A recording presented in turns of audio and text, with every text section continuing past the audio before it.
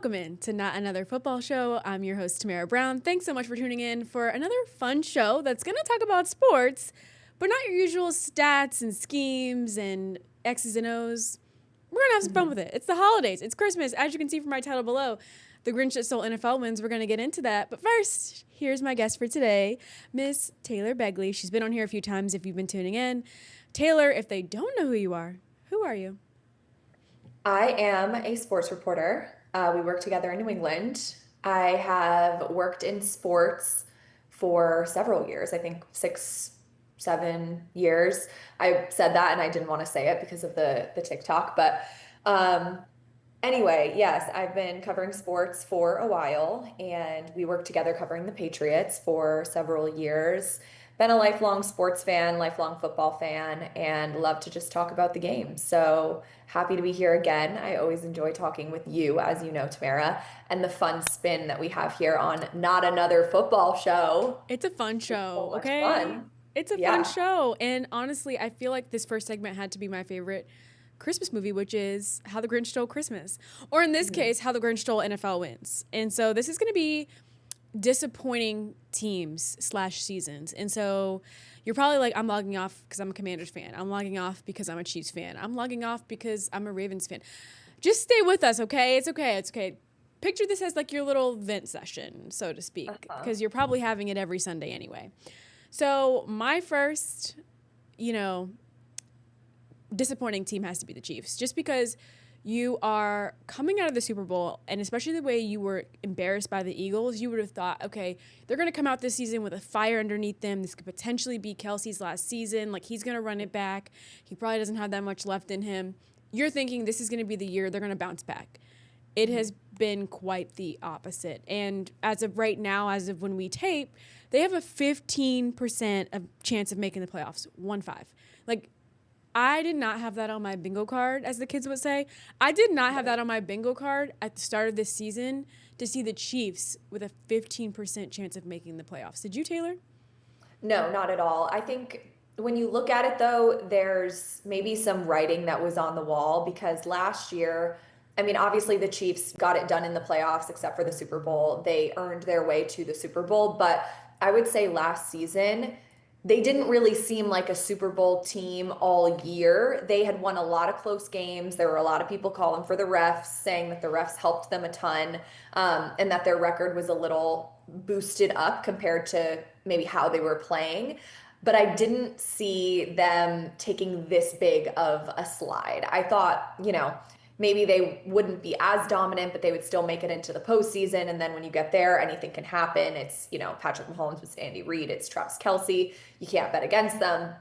But at this point, I can't see them making the playoffs. I think this is, a down year, and everybody's going to talk about, is the dynasty over, blah, blah, blah. And if we learned anything from, the legendary dynasty that was the New England Patriots, dynasties go through iterations, I think. And Patrick Mahomes' career is far from done. As long as he is still there, and as long as Andy Reid is still there, even if you lose a guy like Kelsey, and of course that's a huge loss, there will be other guys to come in, and there will be, maybe a rebuild of the dynasty. You had the Patriots 10 years without a Super Bowl, but then they go back, they win, several more in the second iteration of the dynasty. So as far as the Chiefs dynasty being done, maybe with this group, it might be part one is coming to a close. Maybe not. Maybe it's just a down year. But you're right to think that it was a surprise. And I think you look at history, and this isn't necessarily something that's uncommon. Like, you can only stay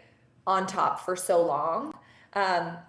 And so this is, one of those things where they're facing this adversity, and how are they going to come out the other side? Are they going to, be a better team next year? Or is this going to be the start of a period for the Chiefs where they have to rebuild that dynasty? But, I'm not saying that they're ever going to be done until those two guys are out of there. But there's a couple other teams that kind of piggyback off the Chiefs. One of them, I'm curious who you're going to say. Piggybacking off of the Chiefs. And it's still early to say that, this is bad for them, but the Buffalo Bills have not been playing well. This is fair. And the Buffalo Bills have not been able to overcome the Chiefs, right? It's always been, the Chiefs always get them. Josh Allen and the Bills can't overcome the Chiefs. This needs to be their year because the Chiefs are down and the AFC is wide open. And they have not been playing with the sense of urgency and the domination that you would hope to see for them when this is really their, it feels like it's their time. So a little bit of a disappointment so far for me for Bills. Obviously, they're, still very much involved in the playoff conversation. And once you get to the playoffs, anything can happen. But I would like to see more from them. The other team is the Detroit Lions.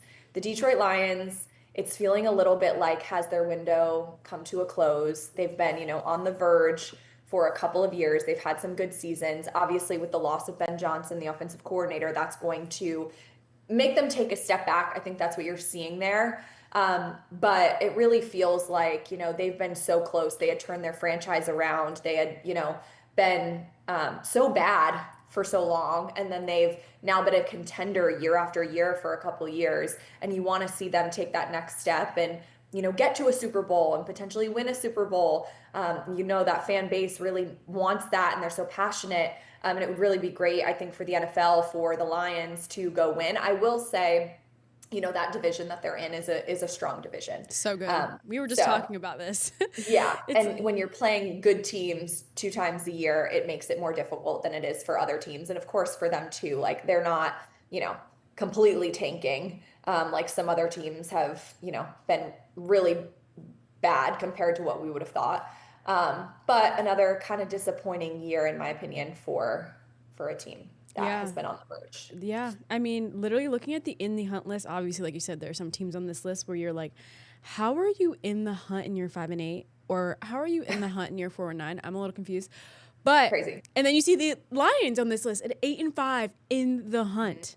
Another team in the hunt, it's 8-5, Indianapolis Colts. I didn't want to include them on the Grinch that stole NFL wins because a little different scenario. They've been having actually an up year with Daniel Jones, and unfortunately he's out for the season now with the torn Achilles. So I don't know how long they're going to remain on this in the hunt list. Unfortunately, when you lose your quarterback like that, but I agree on the Detroit Lions. Like, I like Dan Campbell. I would love to see those post-game locker room speeches, those press conferences leading up to it. Like, he seems like a fun guy to play for. Was it Hard Knocks when we got a good look at him? Yeah, Hard Knocks. And I think just in general, the stuff you see in terms of, his interviews, guy wears his heart on his sleeve. He's very, out there, and he doesn't really hold back. So I think, you see that in the interviews with him. You see that, when there's the mic'd up locker room moments and things like that. And I think that's one of the things where, you would hate to see if they're in this like little bit of a, I don't want to say rebuild, but after you're on the up for so long and then you kind of take a step back, you don't want to see any drastic like shakeups or anything. Like, you want to see them see this through with the Dan Campbell led Detroit Lions, and hopefully that they can, I mean, again, still in the hunt this year, still very much alive. I just think up to this point, they haven't lived up to what they had been putting on the field in the past couple of years. But yeah, I think, he's perfect for that city. I think he's an incredibly exciting head coach, a head coach that players love to play for, the one that, they'd run through a wall for him type guy, really cares about the players, it seems. And yeah, just good for football in general. So I would love to see that team, really take that next step and, I mean, at least get back to a Super Bowl at some point soon with this group. So you will see. The last one, Taylor, that I'm kind of in the same boat with them, with the Ravens, as you are with the Lions. Why hasn't Lamar Jackson won a Super Bowl? Like, especially when they added Derrick Henry, I was just like, okay, they're going to do it. This is going to be their year. Like, they finally have like that extra threat on offense to help Lamar out. It's not all the whole team on his back. And then I'm like, what is going on? And the injury bug hit them this year where, he gets injured. They're 1-5 to start the season, but then he comes back and they win a handful in a row. And I'm like, okay, they can get back into it. It's not too late. Like, it's the NFL. Anyone can win on any given Sunday. But then they're kind of, I feel like they're back in a rut again. Like, he's there, but they're not winning. And, you have of course, people calling for Mike Tomlin's head in the Steelers. You have people calling for Harbaugh's head with the Ravens. It's like, is his time over there? Like, what's going on? Like, is it just a down year? Yeah. I don't know. I don't have the answer, but I Right. would have expected more from this Ravens team, especially like you mentioned with the Bills and this being a down year for the Chiefs. Like, Ravens, this is your time. This is your time. Like, you have a chance here. And they just haven't been Yeah. able to capitalize on it. It's just been weird. Yeah, and it's always tough when you start in that type of situation. Like the odds of you then going on a run and making the playoffs are so slim when you start, even if it is due to injuries. But yeah, I think, it's disappointing to see the Ravens, even when they are healthy, to not be able to put it together. But again, when you start slow like that, even regardless, like there's so much more pressure because you know that, okay, we really have to win out. We really have to carry this. And so it puts so much more pressure on the rest of the season. Not that there isn't always pressure, but when you are starting like a normal record for what their talent and what their skill is and what they're projected to, like you have that room for, a dud game here and there in, November, or like you saw with, here's an example, the Rams, like they lose to Carolina. Crazy. Then they go off and, put nearly 50 points up on the board this past weekend. So I think, when you're a good team, like there's no doubt that they're a good team. They just had a dud of a game against Carolina, which is not the greatest team. And, that's a game that they should have won, but they're still potentially going to go win the Super Bowl this year because they are still, top of their division and one of the best teams in the league, even record wise. And so when you are in that position where like everything has so much more pressure to it, it's more difficult to come back. It's more difficult to get it all together when you start like that. Not that it's impossible, but yeah, disappointing year all around for the Ravens because same situation as Buffalo. You want to see there's these teams with great talent. They've been right there, up there with Kansas City. Can't really get past Kansas City, and you want to see the year that Kansas City is down, a team like the Ravens or the Bills. The last thing people want to see is like, oh, here come the Patriots again, unless you're a Patriots fan. But it's like it's been the Patriots and then Kansas City in the AFC that have really just been the juggernauts that nobody can get over. And it traded hands from Tom Brady leaves the Patriots, then it's Kansas City now, and now it seems like it's going to go back to the Patriots, and these other teams that have been so close are not able to overcome when it comes to the playoffs. But again, it's still early, but that's the way it's looking at this current point in time. Yeah, it doesn't look great. Before we close this segment, just like looking at in the hunt teams right now, we mentioned the Colts, the Ravens and the Chiefs are both 6-7. It's crazy. It feels weird to say 6-7 without doing 6-7, but we're gonna spare you guys. The Dolphins, they don't even. We don't even need to get into that. We will be in here all day. But they're also 6-7. But to me, it's like there needs to be different levels to in the hunt. The Dolphins, you are not going to the playoffs. Like they've been a dumpster fire all year. Like so this in the hunt list is just like 6 and 7 is not created equally. No, I mean? like that line. I like that line. It's not because I'm looking at 6 and 7 teams. I mean, even the Dallas Cowboys, they're 6-6-1. I still think the 6-6-1 Cowboys are better than the 6-7 Dolphins. Like this in the hunt list, there are levels to it. Like there are levels to it. There are levels to it. And there are some teams that belong on this like Grinch list that we're talking about, and then there are other teams that are just like, you're getting coal for Christmas. Like, it's nothing to do with the Grinch. You're just simply getting coal for Christmas. Try again next year. And I'm going to leave it at that for this first segment. This was kind of like the Grinch, a little down, disappointment, but now we're going to have some fun. We're going to have some fun. Okay. It's only going to go up from here. We'll be right back after the break. We're back on Not Another Football Show. And of course I had to put a Santa up here because we've gone from the Grinch. I told you this was a little like disappointments, a little sad, maybe a vent session for your team if you're not doing that well. But now it's happy time. Santa's here. We're going to go through a little advent calendar. I've actually loved seeing all the influencers doing this and opening day by day, showing us the different treats in their advent calendars. So I decided we're going to make our own little advent calendar. We're not going to go through all the days because we'll be here all day. But behind door number 1 for me on day 1 of the advent calendar, the surprise for me this season, Shador. I did not know, Taylor, if we were going to ever see him play. Just because their quarterback room with the Browns, obviously they drafted Dylan Gabriel. They also had Deshaun Watson, who you didn't know when he was going to come back. Obviously now he's back, but they're not going to use him this year. Also another Achilles injury. There's been so many of these. And then they had Flacco at the beginning of the year. They got rid of him. So there was just so much uncertainty where I was like, are we going to see him? I don't know. Like, we would like to obviously see him, especially when you're dealing with a team who has been eliminated from the playoffs. They don't have a chance. It's like, why not see what you have? And so I'm so glad that for the remainder of the season, Shador will officially be starting, according to Coach Kevin Stefanski. He has been, like, my biggest surprise. My door one, I'm opening up my advent calendar. Like, I am so happy for him, and I'm excited to see what he does with the rest of the season. And then also turning it over to the Browns. Like, what are you going to do with this? Are you going to stick with Shador? Are you going to, maybe turn to Deshaun Watson again next season just because you've paid him all that money? Are you going to trade Dylan Gabriel? Like, what are you going to do with all these cards that you have? Like, what hand are they going to play?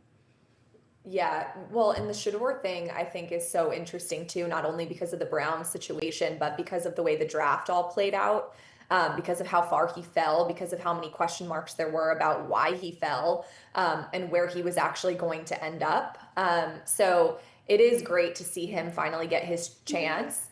And to be honest, like the situation with the Browns is probably for a guy like him to get that shot it's a good situation to be in because again, like you said, they're playing with house money at this point. Like you can actually just see what you have here, give an actual sample size of what you have in this guy, and then go from there and see kind of what the plan is going to be moving forward. But yeah, it's a very interesting situation over there. But I'm glad that he's getting an actual sample size versus like, okay, let's throw him out there 1 week. If he doesn't show up the way we want him to, we're done. We're putting him back on the bench.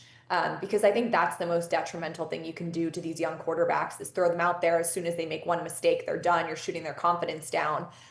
For a guy like him who is now able to, again, not like there's no pressure in the NFL. Of course, there's always pressure. And for someone like him, he's trying to prove himself. But you're in a situation where it is about, getting better every day and learning the NFL game, getting used to the speed of it, and being able to have a good number of games to get into a flow for himself. So, it'll be fun to see the end of the year and how it goes for him, what we see out of him. So a lot of interesting things, at this point in the season that you can call out. That's one of them. I think the biggest thing for me, I mean, I know I always bring up the Patriots, but oh my gosh, door number 2 is opening. I cannot believe that we are talking about the Patriots going to the Super Bowl. I, as a Patriots fan and as someone who followed the organization, who's covered the team, I was thinking, okay, if we make the playoffs, I'm talking as if it's, me, I'm on the team. If the Patriots make the playoffs this year, this is a good step. This is success in year one under Mike Vrabel. And I expected that. I did expect them to be a lot better, not only with just bringing in Vrabel to reset the culture, but, bringing back Josh McDaniels with a young quarterback, having Drake May in year 2 and working with Josh McDaniels and really just like the whole reset of the culture within the New England Patriots. And what we saw from Drake May in year 1, you knew that he had great potential, right? So I'm not surprised, but I am surprised at how fast they've become a real contender again. And so I think that has just been a huge surprise to me that, in a week they could be securing the division in a division with a very good Buffalo team there. It's not like, they're in a division where all the teams are not good. And, they have this great record and everybody else is like below 500. It's, they're up there with the Bills. The Bills have a good record. And obviously they beat them the first time around. They'll play them again. But, I don't know. Back in the top of the AFC East, I didn't expect that. Me either. And back in the conversation of maybe the number 1 seed in the AFC. I mean, you also know the Patriots closely, Tamara, so it has to be a surprise for you too. Oh, absolutely. I mean, especially because you've seen like Gerard Mayo come in. It didn't really work out. You have a new head coach coming in Vrabel, obviously not new to the Patriots, but new as their head coach. And so you have a new head coach. You have, a quarterback that's, changing his system again because now he has all new coaches coming in.